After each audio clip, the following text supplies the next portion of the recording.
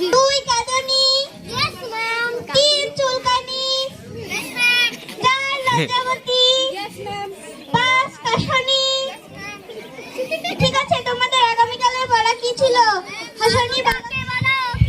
Ma'am, আলু কাকে বলো? কত প্রকার কি কি?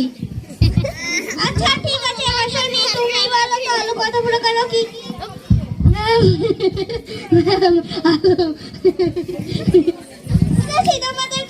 তোমার পড়া হয়নি, যাও ক্লাসের বাইরে গিয়ে দাঁড়িয়ে থাকো। ঠিক আছে, লজ্জাবতী বলো তো আলু কত প্রকার কি কি? ম্যাম, আমার লজ্জা লাগে। তোমারও পড়া হয়নি, তাহলে তুমিও ক্লাসের বাইরে গিয়ে দাঁড়িয়ে থাকো। আচ্ছা কাঁদুনি বলো তো আলু কত প্রকার?